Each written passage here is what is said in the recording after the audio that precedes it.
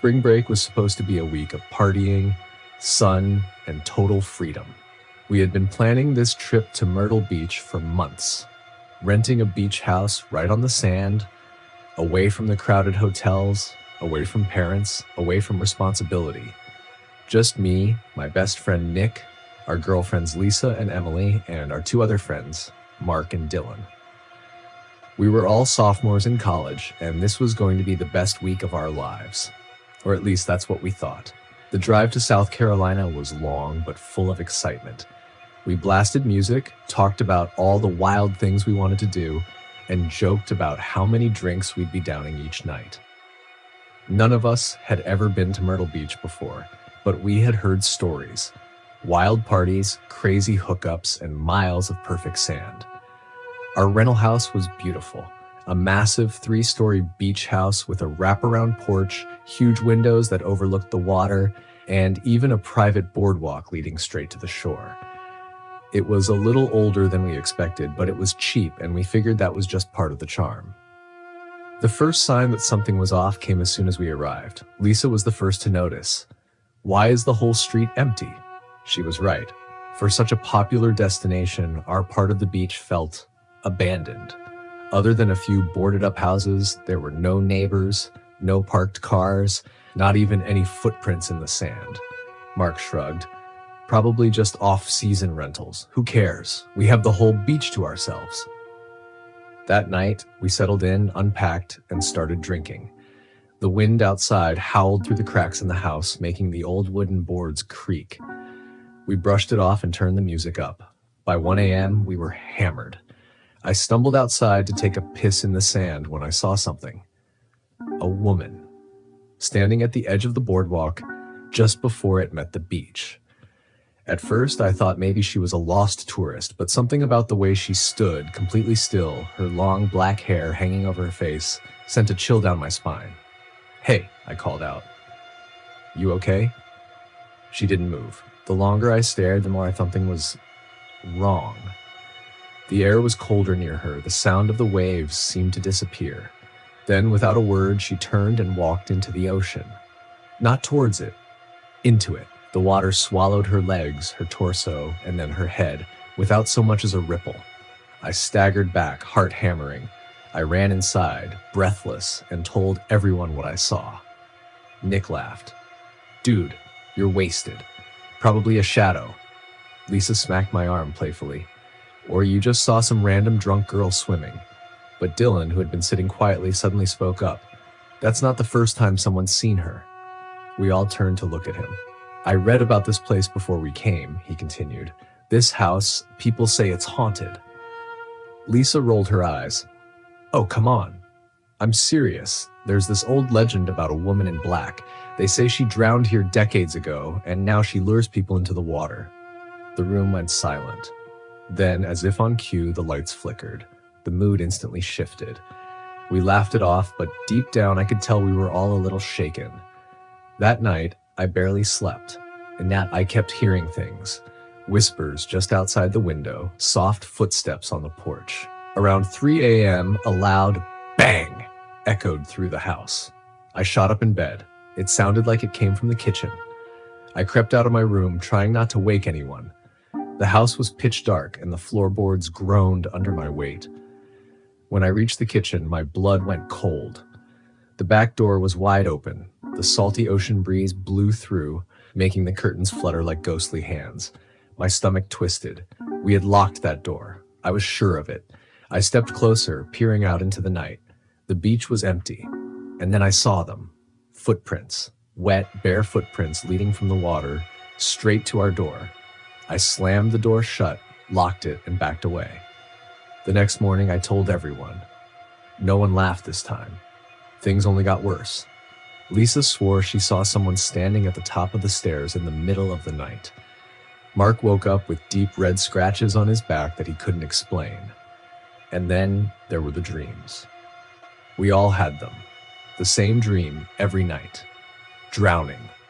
Dark water pulling us under. A woman's voice whispering in our ears. "Join me." By the 4th day, we were done. We packed our bags, cutting the trip short. But before we left, we decided to walk the beach one last time, just to prove to ourselves that it was all in our heads. That's when we saw the name, carved into the old wooden post at the end of the boardwalk. Elizabeth Carter, 1932 to 1958. Nick's face went pale. That was the name in my dream.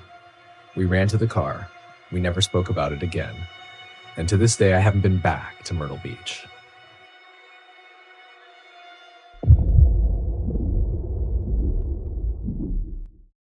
I wasn't even that into him. Ethan. That was his name. He wasn't bad-looking, tall, dark-haired, clean-cut, but something about his profile seemed too polished. His bio was generic. Just a guy looking for good vibes and great company. I had matched with him on Tinder a few days ago. He messaged me first, kept the conversation going, and even when I ignored him for a couple of days, he sent another message. I know a little bar with the best cocktails in the city. Drinks on me? I wasn't the kind of girl to meet up with guys from dating apps so soon. But Julia, my best friend, had been teasing me about how I never gave anyone a chance. After a couple of glasses of wine one night, I responded, "Sure, why not?" I should have trusted my gut. Ethan picked a bar I had never heard of, the Silver Lantern. When I looked it up, it barely had any reviews. The few it did have were all weirdly vague. Good atmosphere, nice drinks, nothing specific. No details about the menu, no photos, no location tags, just empty. That should have been my first red flag. The night of the date, I got ready quickly, throwing on a black dress and light makeup. Before heading out, I shared my location with Julia and sent her a message. If I get kidnapped, tell my mom I went out looking cute. She texted back, "LOL, you'll be fine. Just don't go home with him." That, at least, was the plan. When I arrived at the Silver Lantern, I noticed right away that it was in a weird part of town. Quiet, barely any streetlights and no other businesses nearby. The building looked old and abandoned, like something from a different era. A dim neon sign flickered above the entrance, barely lighting up the cracked sidewalk. Inside, the air was stale, carrying a faint chemical smell like cleaning products that never quite faded. The bar was nearly empty. The only people inside were a tired-looking bartender, an older couple sitting in a shadowy corner, and Ethan. He was already waiting for me, sitting at the bar, grinning like we were old friends. "Wow," he said, standing up and pulling me into a hug before I could react. "You're even prettier in person." I forced a smile. "Thanks. This place is interesting." "You'll love it," he said. "They make the best drinks here." Something about his enthusiasm felt forced, too eager. I slid onto the bar stool, trying to shake off the weird vibe. Before I could even look at the menu, Ethan waved over the bartender. "2 house specials," he said. The bartender hesitated. Then his eyes flicked to me before he nodded and walked away. I felt a prickle of unease. "You already know what I like?" Ethan chuckled. "Trust me, it's amazing." That's when I noticed his phone sitting face up on the bar. For a split second, I saw an open text thread. The last message read, "She's here." My stomach twisted. I tried to tell myself I was overreacting. Maybe he was just texting a friend, but my instincts screamed at me that something was wrong. The bartender returned with 2 drinks. They were filled with a deep reddish-orange liquid that shimmered under the dim light. Almost too pretty. I lifted mine, sniffing it. "What's in this?" Ethan smirked. "Secret recipe. Just try it." I hesitated. He was watching me too closely. His eyes weren't on my face. They were locked onto the glass in my hand. My pulse quickened. Instead of drinking, I pretended to adjust my purse and, as casually as possible, tipped the glass slightly when he wasn't looking. A few drops spilled onto a napkin. I stared.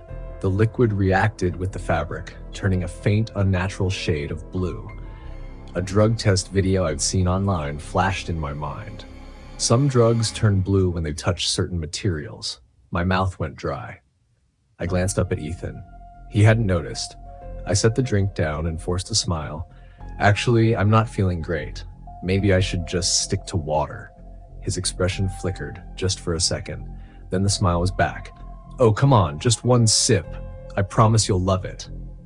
My pulse pounded. I'll pass, I said, trying to keep my voice light. The bartender was watching us now. His expression was unreadable, but there was something knowing in his eyes. I needed to leave. I pushed my chair back. I just remembered I left something in my car, I lied, reaching for my purse. Be right back. As I stood, Ethan grabbed my wrist, hard. His fingers dug into my skin. His smile didn't fade, but his grip was too tight, too insistent. Come on, he said, voice low and firm. Just stay a little longer. The bartender coughed loudly. Let her go. Ethan's jaw clenched. For a second, I thought he wouldn't let go. His grip tightened, just enough to send a spike of fear up my spine before he finally released me. I didn't wait. I walked toward the door as calmly as I could, but the second I was outside, I ran. I ran to my car, fumbling with my keys, heart slamming against my ribs. I locked the doors and sped away without looking back. When I got home, my hands were still shaking. I texted Julia everything. She sent back one message. Call the police. I did, but by the time they went to check out the Silver Lantern, it was closed, no signs of activity. And when they looked up the business records, the bar had been shut down for over a year. To this day, I have no idea what Ethan was planning. I blocked him on everything, but sometimes I still get random friend requests from new accounts with no profile pictures, and every time I wonder, was it him or someone else, watching, waiting, ready to try again?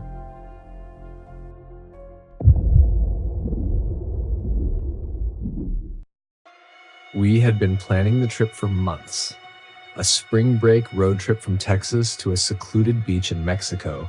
Just 6 of us, ready to escape reality for a week of partying and relaxation. The rental house we found was cheap, right on the edge of a small coastal town called Bahia Roja. The pictures showed a beautiful stretch of empty beach, a fire pit, and a private dock leading out into the water. It seemed perfect. The drive down was long, but we were in high spirits. By the time we arrived, the sun was setting, painting the sky in brilliant shades of orange and pink. The house itself was old but charming. White stucco walls, a wraparound porch, and a view of the ocean that felt like a dream. As soon as we got out of the car, though, we noticed something odd. There were no other houses nearby. The nearest one was almost half a mile down the beach, and we hadn't seen a single soul since entering the town. Guess we'll have the place to ourselves, Jake said, hauling his suitcase inside. It wasn't until we were settled in that we realized how quiet it was. No sounds of seagulls, no distant hum of traffic, just the waves crashing against the shore. That first night, we partied. Drinks, music, dancing under the stars. Around 1 a.m., we wandered down to the beach, our feet sinking into the cool sand. That's when we saw the first sign that something was wrong. A boat.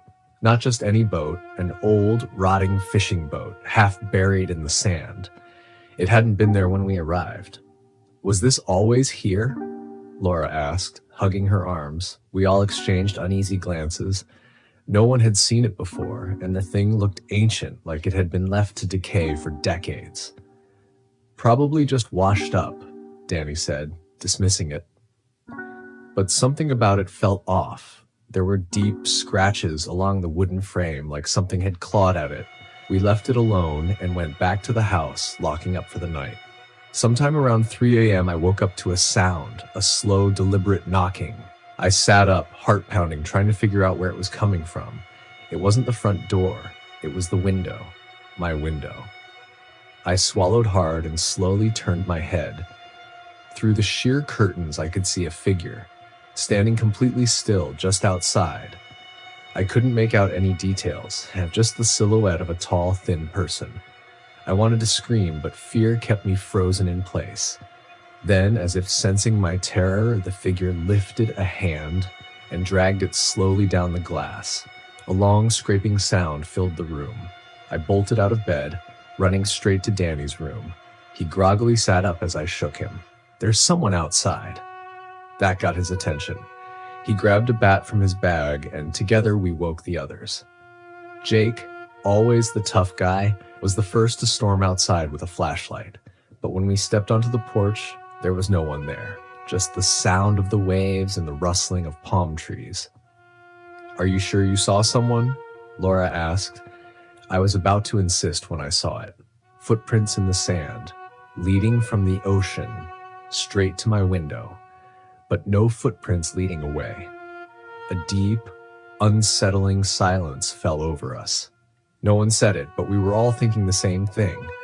Whoever or whatever had been outside was still here, watching. That night, we locked every door, barricaded the windows, and slept with weapons nearby. Morning couldn't come fast enough. The next day, we drove into town, hoping to ask the locals about the area. But when we mentioned where we were staying, their faces changed. "Casa del Olvido," one of the older men muttered. "The House of the Forgotten," another translated grimly. They told us that years ago, a fishing crew had vanished near our stretch of beach.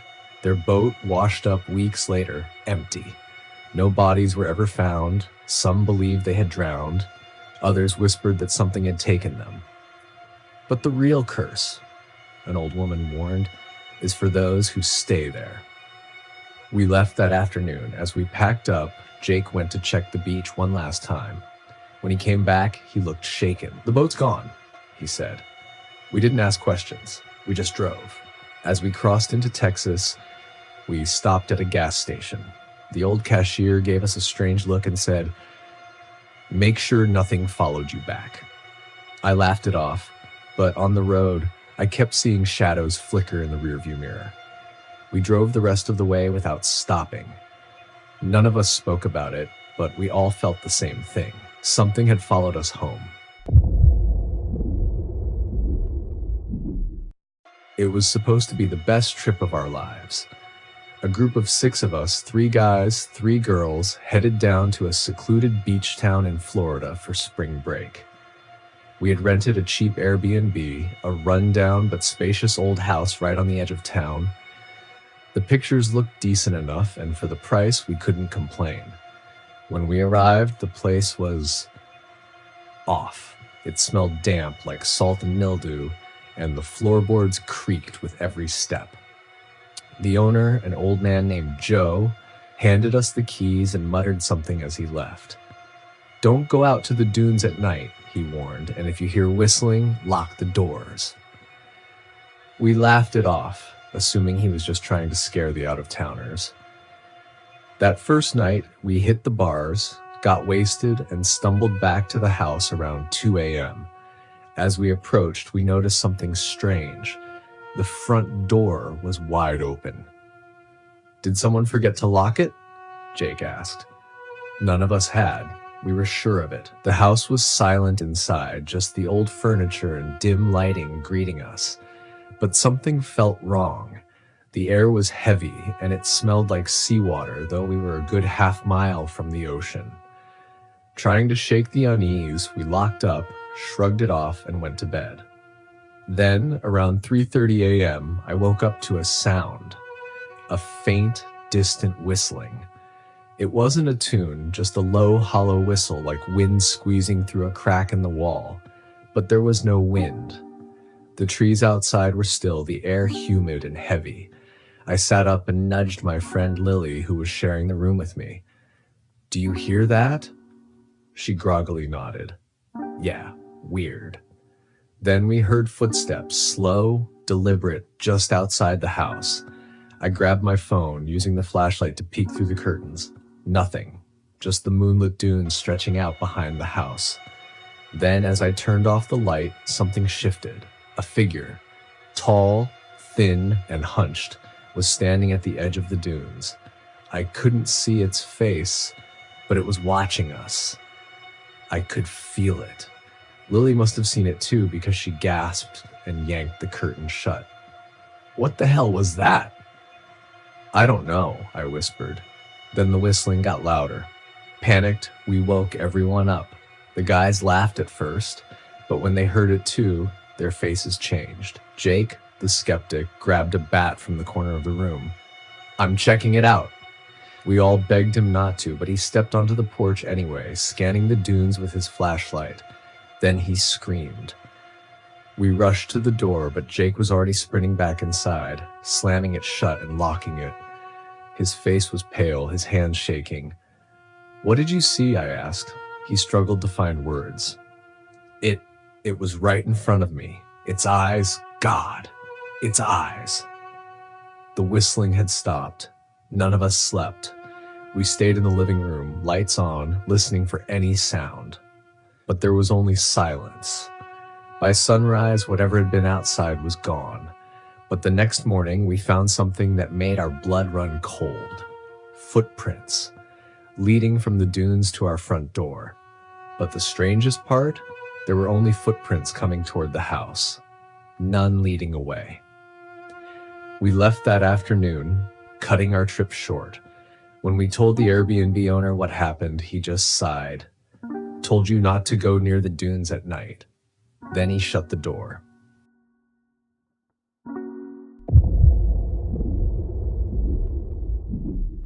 I wasn't desperate for a date. I wasn't even looking for anything serious. I just wanted to have some fun, meet someone new, maybe share a drink or two and call it a night. That's how I matched with Jason. His pictures showed a handsome guy, dark blonde hair, green eyes, sharp jawline. The kind of guy you'd expect to see modeling overpriced cologne. He had a few candid shots too.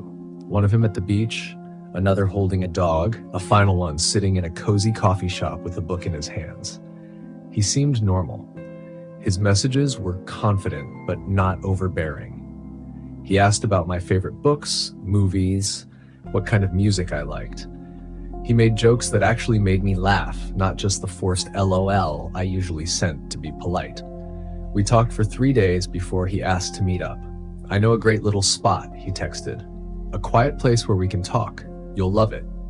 It was a small bar near the edge of the city, one I had never been to before. When I looked it up, it had decent reviews.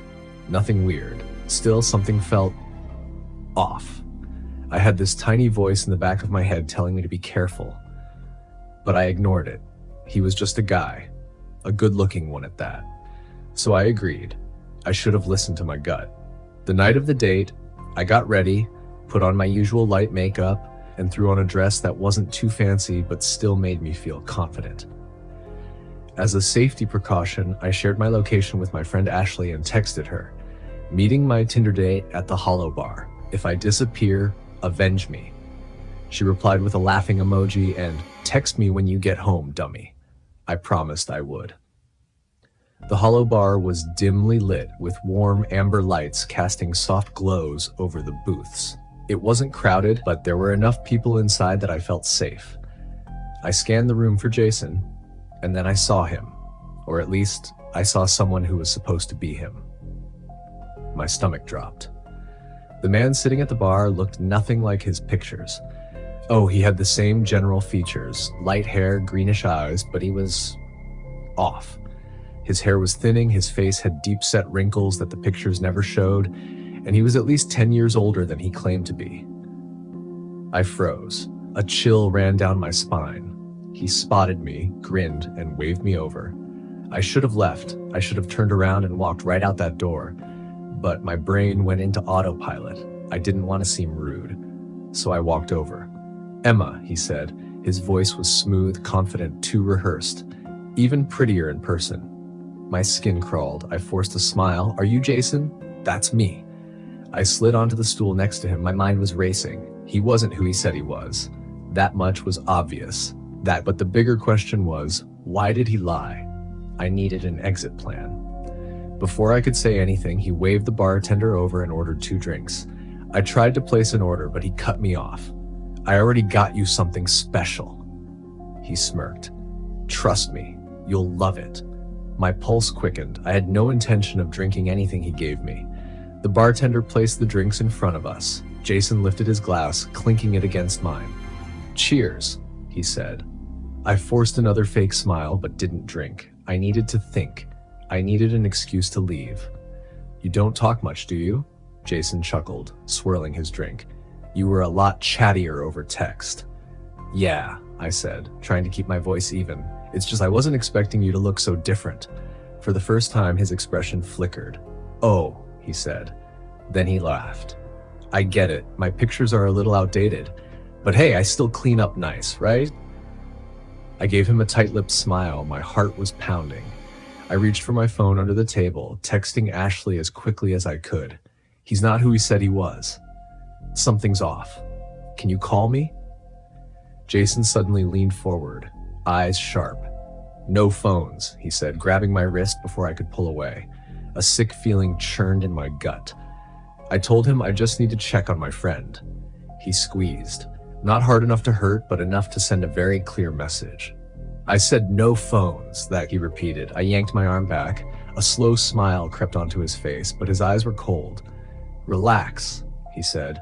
We're just talking. I forced myself to laugh like I wasn't seconds away from bolting. Sorry, I said, just checking in with my friend. Jason tilted his head. Your friend, huh? There was something in his tone, something knowing. My stomach twisted. He took a slow sip of his drink. You know, he mused, I've been on a lot of dates with girls like you. I stiffened. Girls who are too polite to leave, he continued, staring straight into my eyes, even when they know they should. My breath hitched. I stood up and told him I should go. His hand shot out, grabbing my wrist again. This time he squeezed harder. My heart slammed against my ribs. Jason, I said, forcing my voice to stay calm. Let me go. His grip didn't loosen. You haven't even touched your drink.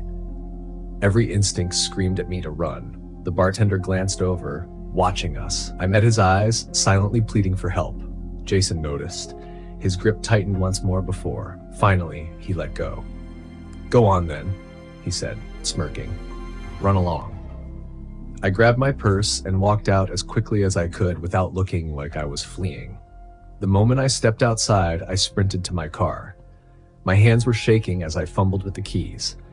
I locked the doors and peeled out of the parking lot. When I got home, Ashley had already texted me a dozen times. I called her. My voice was shaking as I told her everything.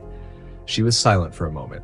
Then, she said, Emma, I think he's done this before. A cold dread settled over me. What do you mean? She told me. She looked up his pictures. Reverse image search. They belong to some random model. His name's not Jason. My blood ran cold. I checked Tinder, my hands trembling. His profile was gone, deleted, like he had never existed. To this day, I don't know who he really was. I don't know what would have happened if I had drunk that drink. All I know is that sometimes I get random messages from numbers I don't recognize. Asking, is this Emma? I also get friend requests on my Instagram. But I've learned my lesson. I don't think I will ever talk to a stranger again, especially online.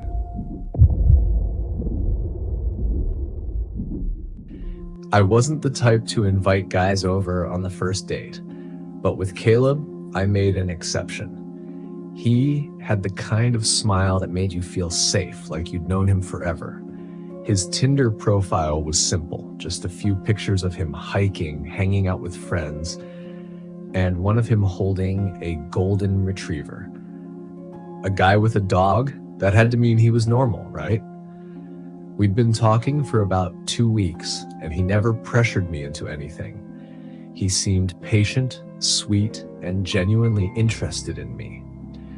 So when he asked if I wanted to just chill at my place instead of going out, I hesitated for a second, but said yes.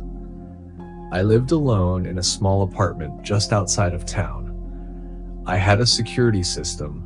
My neighbor was a cop, and I figured if anything felt off, I could just kick him out.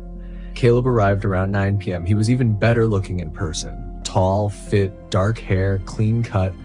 He smelled good too, like expensive cologne and fresh laundry.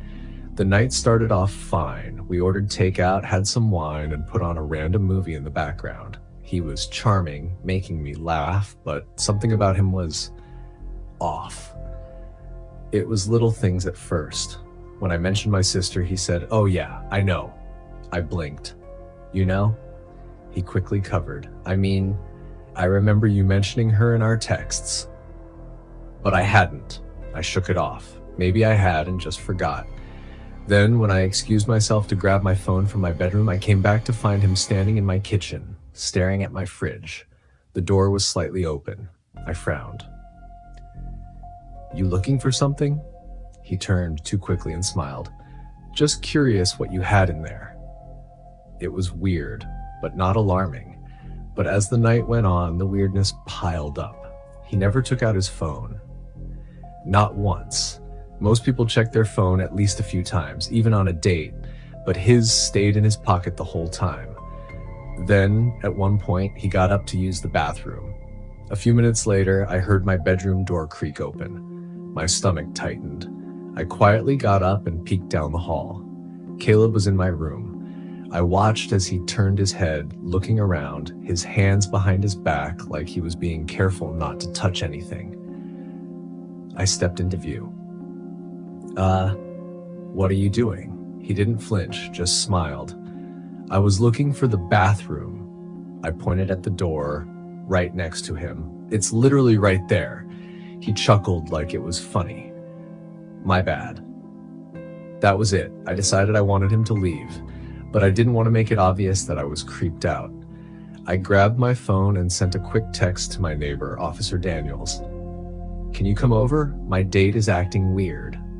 No response. I took a deep breath and turned back to Caleb. I actually forgot my friend is stopping by soon. He tilted his head. That's weird. You told me earlier your friend was out of town. My stomach dropped.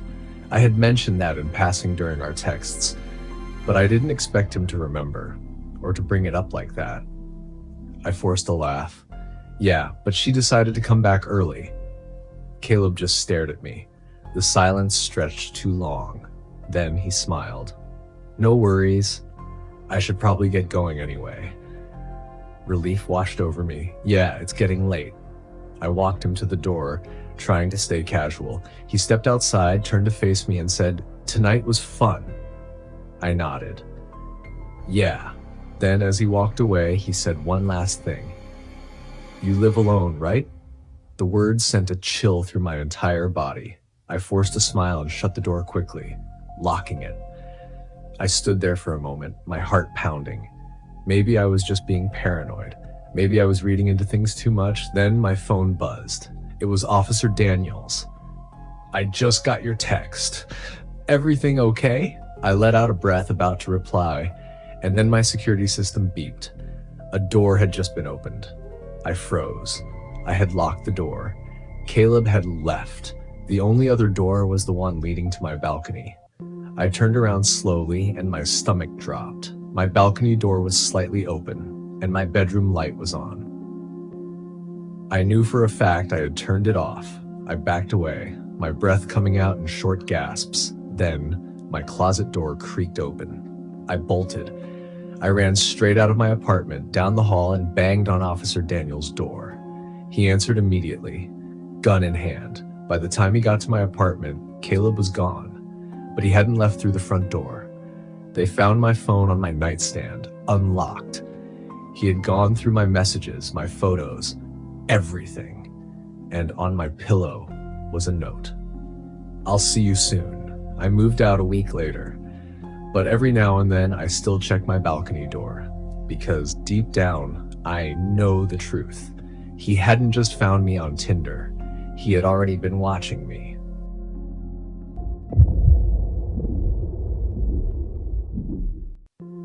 I started working the night shift at St. Mary's Hospital about 5 years ago. It was an old building, one of those places that had been around for decades, constantly renovated but never quite modernized.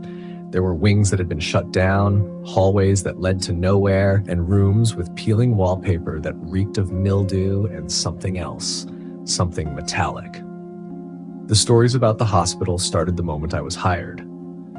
The other nurses and techs warned me about the things they had seen and heard. Footsteps in empty corridors, patients talking to people who weren't there, call lights from rooms that had been unoccupied for years. I brushed most of it off as superstition. Night shifts can be strange, and exhaustion plays tricks on your mind. But everything changed after one shift. It was a slow night, and I was covering multiple wings by myself while another nurse took her break. The halls were empty, save for the occasional low beep of a heart monitor or the soft murmur of a TV left on in a patient's room. I was sitting at the nurse's station, flipping through some paperwork, when the intercom crackled to life. At first, it was just static. Then I heard it. "Help me." The voice was faint, almost a whisper, but it made the hairs on my arms stand up. I glanced at the phone, confused. There was no caller ID, no indication that the call had come from a patient room. Then, after a pause, another whisper. "Room 409. I frowned. There was no room 409. The hospital only had 3 active floors. Any rooms on the upper floors had been shut down years ago due to budget cuts. I stood up, debating whether to check the security cameras, when I heard something even stranger, the faint sound of a call light beeping. I turned toward the monitor that displayed patient calls. "Room 409. My stomach dropped. The number was blinking red, demanding attention. But that was impossible. I had passed that hallway earlier. There was nothing up there but locked doors and abandoned equipment. At that moment, a security guard walked past. I flagged him down, pointing at the screen. "Look at this." He leaned over and frowned. "That's not supposed to be possible. Those floors don't have power." We stared at each other for a few seconds before he finally sighed. "I'll go up with you, just in case." We took the stairs since the elevators didn't run to the upper floors anymore. The air grew colder with every step. By the time we reached the 4th floor landing, I could see my breath in front of me. The hallway was almost pitch black, lit only by a flickering emergency light at the far end. The doors to the old patient rooms were still there, most of them covered in dust and grime. But one door was slightly open. The number on it read 409. The security guard exhaled sharply. "That's not right. These doors should be locked." I reached for my flashlight and stepped forward. The door creaked loudly as I pushed it open. The room was empty, mostly. The bed had been removed long ago, leaving behind deep scratches on the floor where the frame had once been. An old wooden chair sat in the corner, covered in dust except for one thing: the seat. It looked recently disturbed, as if someone had been sitting there. Then we heard it, a soft, wheezing breath. It wasn't coming from the room, it was coming from behind us. We spun around, shining our flashlights down the hallway. At first, there was nothing. But then, the emergency light flickered one more time. And for half a second, we saw it. A woman. Her skin was gray, her hair stringy and unkempt. She stood barefoot in a hospital gown, her arms hanging limply at her sides. Her face was a blur, like static on an old TV. Then the light went out completely. The hallway plunged into darkness. I grabbed the security guard's arm, my pulse hammering in my ears. Neither of us moved, neither of us breathed. Then the sound came again, closer this time, shuffling footsteps, slow and deliberate. The guard reached for his radio, but all that came through was static. Then, directly in front of us, the woman whispered, "You shouldn't be here." We ran. We tore down the stairwell, not stopping until we reached the well-lit 1st floor. The second we burst through the doors, the radio crackled back to life. "All units, report." The security guard was shaking as he pressed the button. "We need someone to check the 4th floor. Now." An hour later, maintenance and a second security team went up. They found nothing. The chair in room 409 was overturned, but there were no footprints, no signs of anyone else being there. That was the last time I ever set foot on that floor. But strange things kept happening. Call lights flickering on in empty rooms, the intercom whispering static at odd hours. Patients waking up in the middle of the night, staring at their doorways, whispering about the woman watching them. One elderly patient grabbed my wrist during a routine checkup a week later. Her grip was surprisingly strong. "She's looking for someone," she whispered. I tried to laugh it off. "Who is?" "The nurse," she said, her pale eyes locking onto mine. "She died in that room, you know." My blood ran cold. Later that night, as I was heading out to my car, I passed by the hospital's old archive room. Curiosity got the best of me, and I searched for anything about room 409. It took me an hour, but I found it. In the 1970s, a nurse had taken her life in that very room after a patient under her care died from a medication error. She had blamed herself, and in her final moments, she had left a note on the chair. "I'm sorry. Please forgive me." I never went back to the 4th floor after that. But sometimes, even now, when I pass by the old stairwell, I swear I hear a chair creak. And just as I turn the corner, I catch a glimpse of something in the reflection of the window. A woman in a faded hospital gown.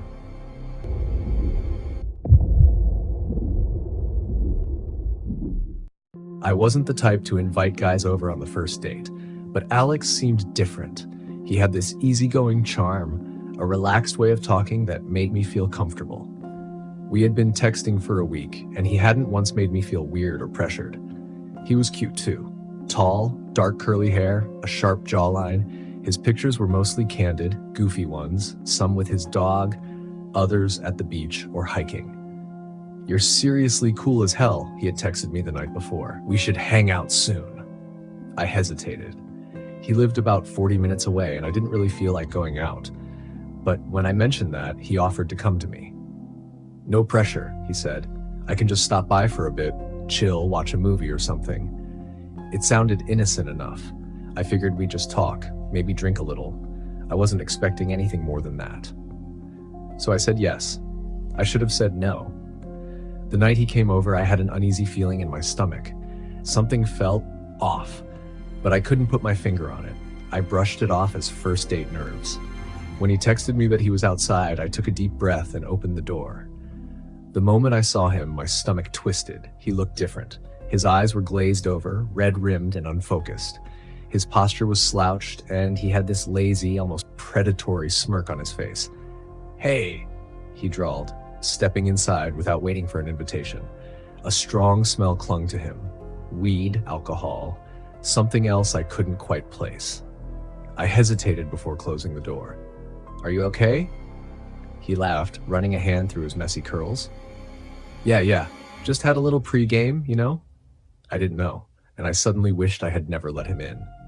We sat on the couch, and within minutes, it became painfully obvious that he was more than just a little high. He kept shifting, laughing at things that weren't funny, his eyes darting around the room like he couldn't focus.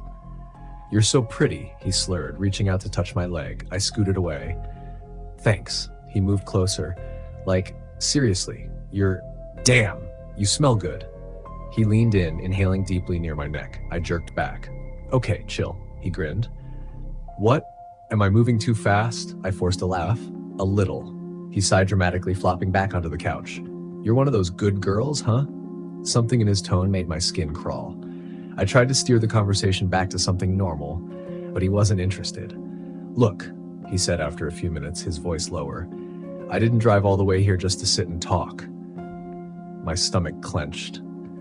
"Well, that's kind of what I agreed to," I said lightly, trying to keep things calm. His jaw tensed.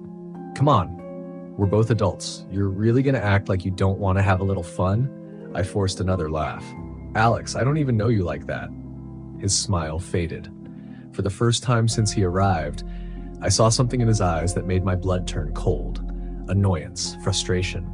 "You know," he said, rubbing his temples, "I could have gone to a party tonight. I had options." "Then maybe you should have gone," I said before I could stop myself. His head snapped toward me. For a few seconds, he just stared. Then he chuckled. "Damn, you're really playing hard to get, huh?" He reached out again, this time grabbing my wrist. I yanked away, standing up. "I think you should go." His expression darkened. "Are you serious?" "Yeah," I said, my voice steady even though my heart was pounding. "I don't think this is working out." He stared at me, his jaw clenched. Then, to my horror, he leaned back and spread his arms over the couch, grinning. "Nah," he said, "I think I'll stay for a bit." Ice shot through my veins. I grabbed my phone, opening it to text my friend. Alex laughed. "What, you gonna call the cops on me?" His voice was mocking, like this was some kind of joke to him. I didn't answer. I just took a step toward the door. That's when he stood up. He moved fast, closing the space between us in seconds. "You're acting crazy," he muttered, gripping my arm. His fingers dug into my skin. "Relax, I was just messing around." "Let go of me," I said, my voice shaking. His grip tightened. "You invited me here," he hissed, "and now you're kicking me out? That's rude as hell." Panic surged through me. I was alone in my apartment with a guy who was bigger, stronger, and clearly not in his right mind. I needed to get out. I swallowed hard, forcing my face to stay neutral. "Okay," I said slowly. "Let's just chill, all right?" He eyed me suspiciously. I forced a smile. "Let me just grab us some drinks." He hesitated, then finally let go of my arm. I walked toward the kitchen, heart hammering. The moment I was out of his sight, I grabbed my keys and slipped out the back door. I ran. I didn't stop running until I was outside my neighbor's house, banging on the door. When they opened it, I gasped, "Call the cops." By the time the police arrived, Alex was gone. My front door was wide open, and when I checked my phone later, there was a message from him. A single text. "You shouldn't have done that."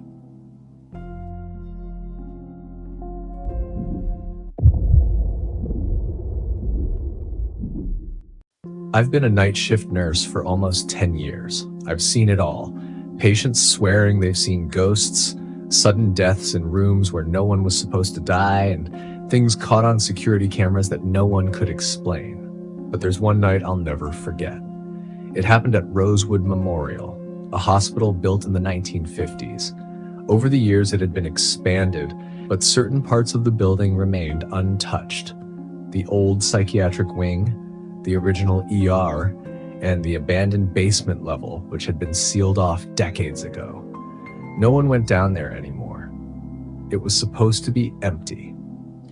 That night, I was assigned to the ICU, a quiet ward tucked away on the 4th floor.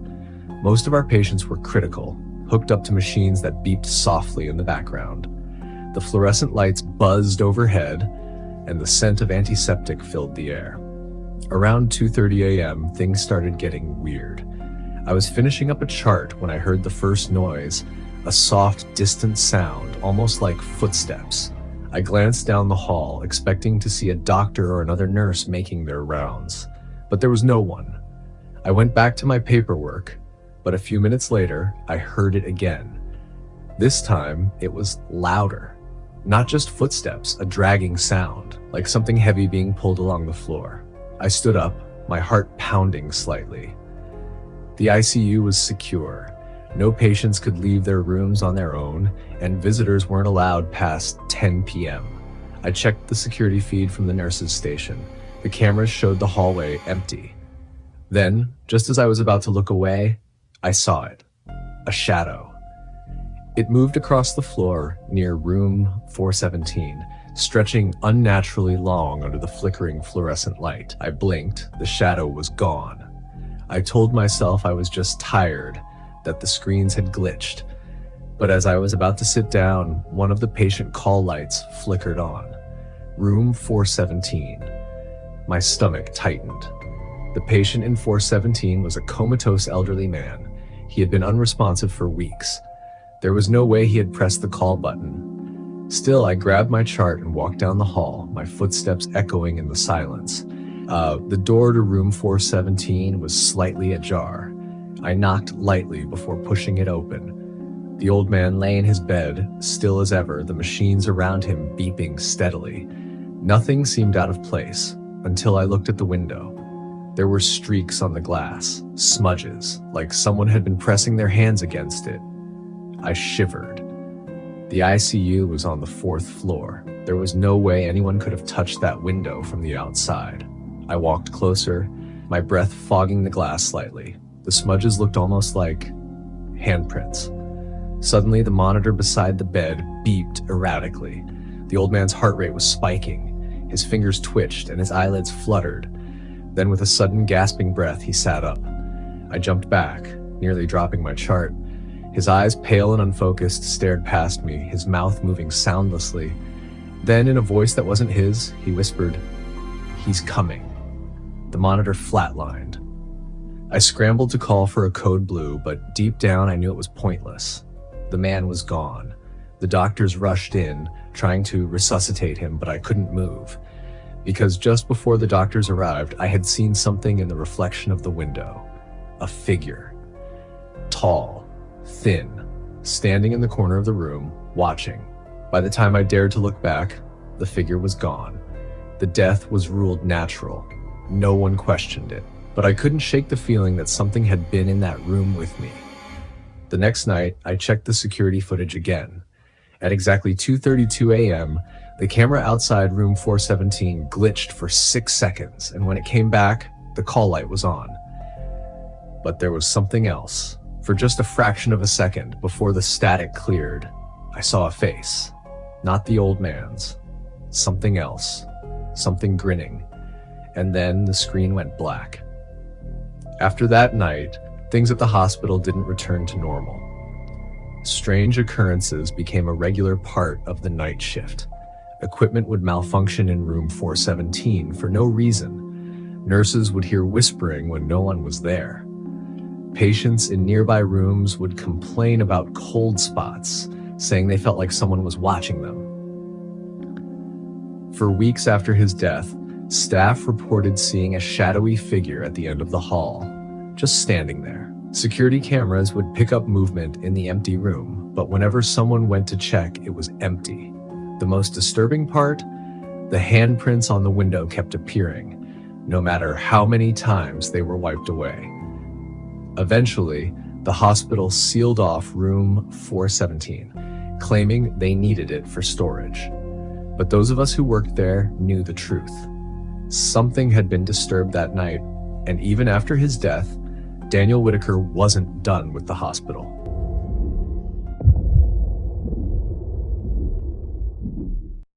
I had been working the night shift at St. Augustine Memorial for about 6 months when it happened. It wasn't a fancy hospital.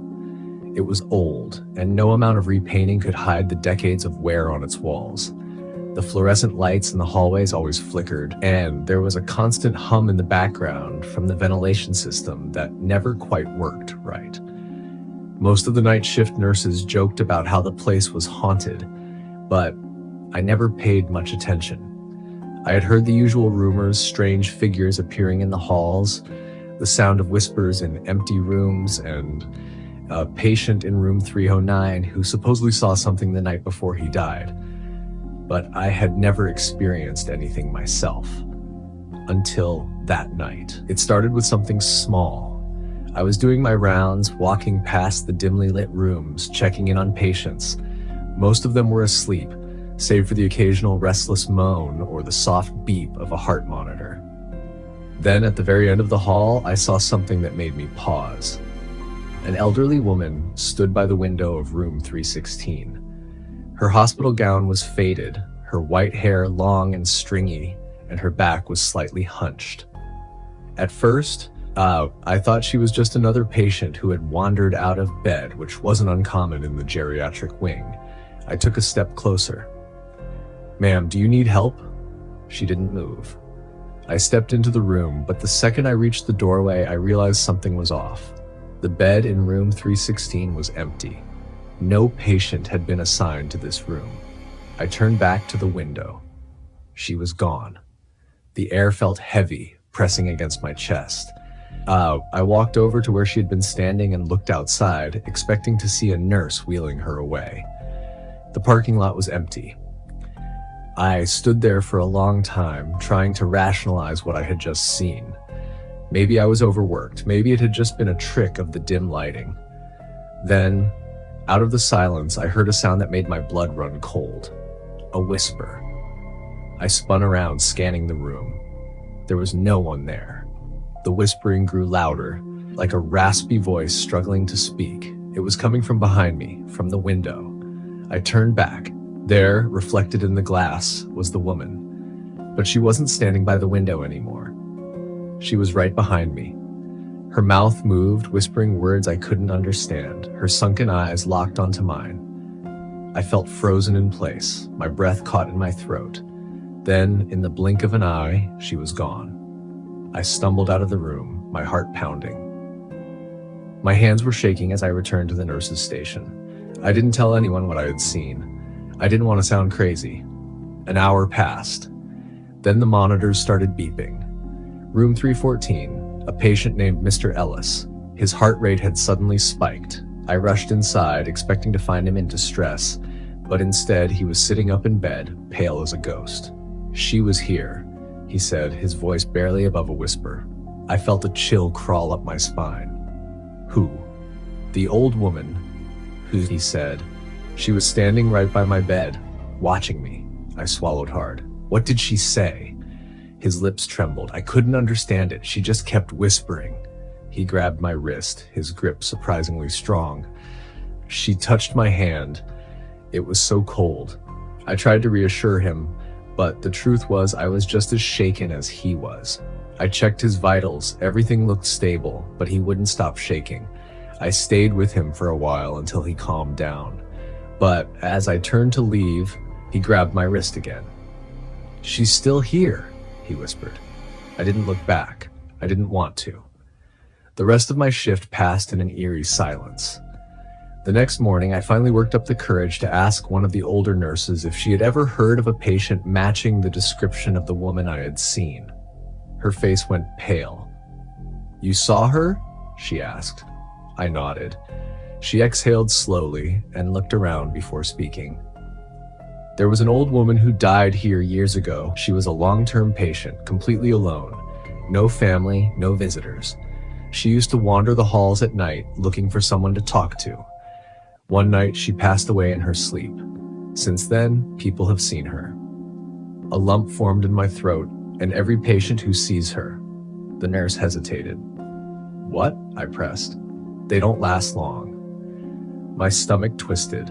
I went home that morning, trying to convince myself it was just a coincidence. But the next night, when I came back from my shift, I learned that Mr. Ellis had passed away in his sleep. I never worked the night shift again.